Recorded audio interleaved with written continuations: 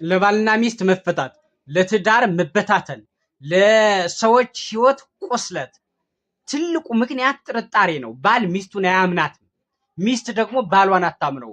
ለምን አያምናትም? ለምን አታምነውም ሲባል አንደኛው በሶስተኛው ወገን ጣልቃ ገብነት ነው። ወንድም ነኝ፣ እህት ነኝ፣ አባት ነኝ፣ እናት ነኝ ብለው ጣልቃ ሲገቡ፣ እንዲያደረገች እንዲያደረገች ሲሉ ጣልቃ ሲገቡ፣ በዚህ ሰዓት ትዳር ይበታተናል። በዚህ ሰዓት ባልና ሚስት ይጣላሉ። በዚህ ሰዓት ባልና ሚስት ይጠራጠራሉ። ሁለተኛው ደግሞ ባል ሚስቱን አላስደስታትም ብሎ ሲያስብ ነው። እሷን የማስደሰት አቅም የለኝም ብሎ ሲያስብ ይጠረጥራታል። ከኔ የሚበልጥ ይኖራል፣ ከኔ የሚበልጥ ቆንጆ፣ እሷን የሚቀመኝ አካል ይኖራል ብሎ ስለሚጠረጥር፣ ሚስት ደግሞ ባሏን የምትጠረጥረው ከኔ የምትበልጥ ሌላ ቆንጆ ስለምትኖር እሱን ልትቀማኝ ትችላለች ብላ ስለምትጠረጥር ሲወጣ ትጠረጥረዋለች፣ ሲገባ ትጠራጠረዋለች፣ አምሽቶ ሲመጣ እየታመሸ ትሏል። በዚህ ጠብ ይፈጠራል። ምን አገባሽ ይላል። ምን አገባሽ ይላል። በዚህ ተለያይተው ተኮራርፈው ለየብቻ ይበላሉ። ያ ለየብቻ መብላት ይሰፋና ለየብቻ መተኛት ይመጣል። ያ ለየብቻ መተኛት ይሰፋና ቤቱን ይገነጣጥለዋል። ይለያያሉ፣ ይፋታሉ። እዛ በኋላ እሱም ለብቻው እሷም ለብቻዋ ያልሆነ ህይወት ውስጥ የማይጠብቁት ህይወት ውስጥ ያገኙታል፣ ራሳቸውን ሲፈትሹት ማለት ነው።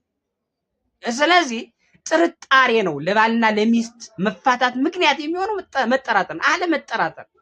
እግዚአብሔር አጣምሯቸዋል። እዛ በኋላ ሰዋዊ ምክንያት ሊፈታቸው ሊበታተናቸው አይገባም፣ ሊገነጣጠላቸው አይገባም ተብሎ ተጽፏል። ሐዋርያው ቅዱስ ጳውሎስ ለእያንዳንዷ ባል ይኑራት፣ ለእያንዳንዱ ደግሞ ሚስት ትኑረው፣ ይህን የምላችሁ ስለ ዝሙት ጠንቅ ነው ብሎ ተናግሯል። ባልና ሚስትነት እኮ ትልቅ ነገር ነው። ቅዱሳን የሚገኙት እዛ ነገስታት፣ መኳንንት ብለው ጳጳሳት፣ ካህናት፣ መምህራን እዛ ውስጥ ነው። በትዳር ምክንያት በትዳር ነው የሚገኙ። እንዳሸን ዝም ብለው እንዳሸዋ ዝም ብለው አይገኙም። ስለዚህ ይህንን ማወቅ መገንዘብ፣ ሚስቱ ሌላ ስራ እንዳትሰራ የሚያደርግ ባል እኮ አለ። ለምን? ከቅናቱ የተነሳ ወጣ እንዳትገባ የሚያደርግ ባል እኮ አለ። ለምን? ወጣ ከቅናቱ የተነሳ ይቀማኛል፣ ሌላ ሰው ይነጥቀኛል ብሎ ከመጠራጠሩ የተነሳ ሌላ ስራ አያሰራትም። ችግር እየቆላቸው ብቻውን ይፈጋል። ዝም ብሎ መስራት እየቻለች ብቻውን ዝም ብሎ ይፈጋል።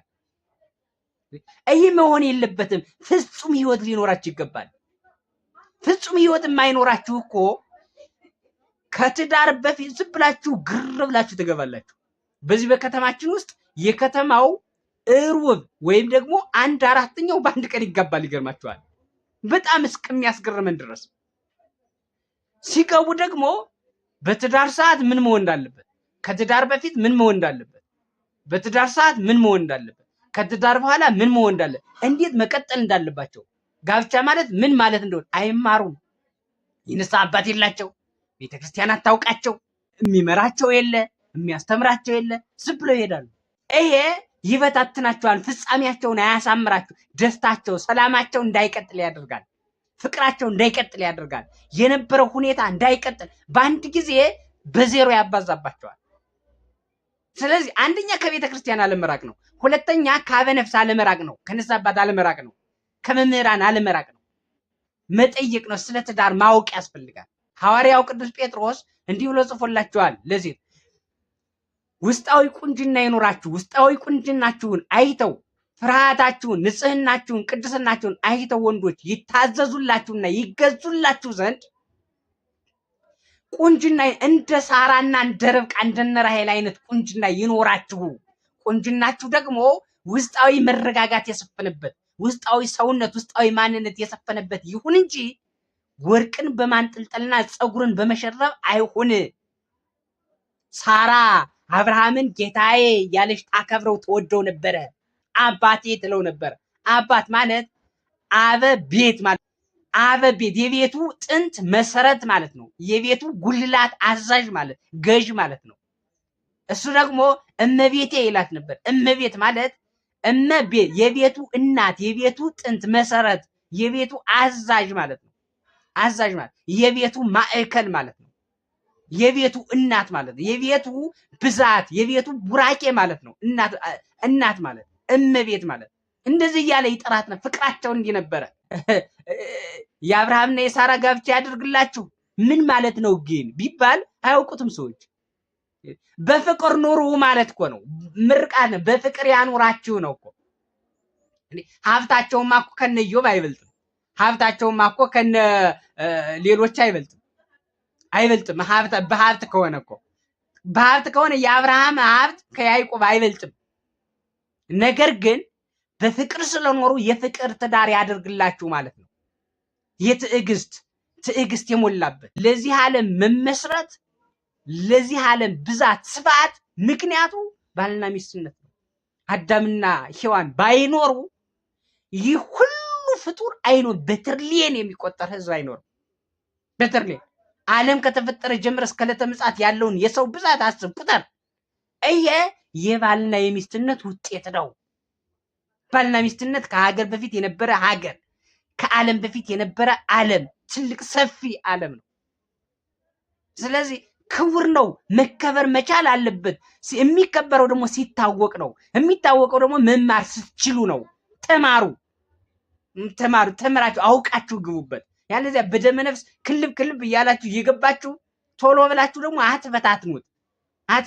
አሁን የስንቶቹ ህይወት ነው ተቃውሶ ያለው? ሚስት አጠው ባላጠው የሚኖሩ ስንቶቹ ናቸው? ልጆቻቸውን ማስተማር አቅቷቸው እንደገና ደግሞ ባሳደጓቸው ወላጆች ቤት በአያት ቤት የሚያድጉት ልጆች ስንቶች ናቸው? ይሄ እኮ አውቆ ካለመግባት የሚመጣ ጣጣ መዘዝ ነው ይሄ።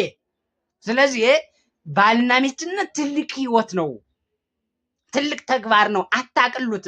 በተለይ የዘመነ ትንሣኤ ሲመጣ የምትዋከቡት መዋከብ ይሄ እጅግ በጣም መረጋጋትን የሚጠይቅ ይሄ ማስተዋልን የሚጠይቅ ጊዜ ነው። በጣም አስቸጋሪ ማለት ነው። ማስተዋል ያስፈልጋል። ስታገባ አይተሽ አታግቢ። ሲያገባ አይተ ጓደኛ ሲገባበት አይተ ሄደ ጥልቅ አትበል።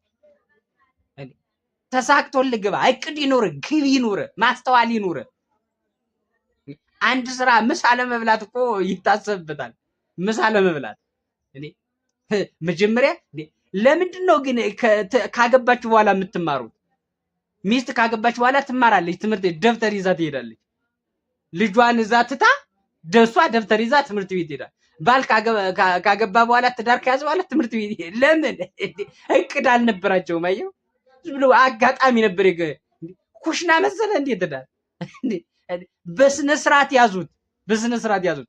ተማሩ፣ ስራ ያዙ፣ የቤትን ቁሳቁስ አሟሉ። እዛ በኋላ ቤቱ ከተሟላ በኋላ ወደ ትዳር ዓለም ስትገባ የሰላም የፍስሐ የደስታ የተድላ ትዳር ይሆንላል፣ እረፍት ይሆንላል ማለት። እዛ ውጭ ግን መቶ እስር ቤት ነው የሚሆንብህ፣ ጭንቀት ነው የሚሆንብህ። ተጨነቁ የምትሉ ከምን የተነሳ? ከቅዴት ነው። እግዚአብሔር ድሃን አልፈጠረም።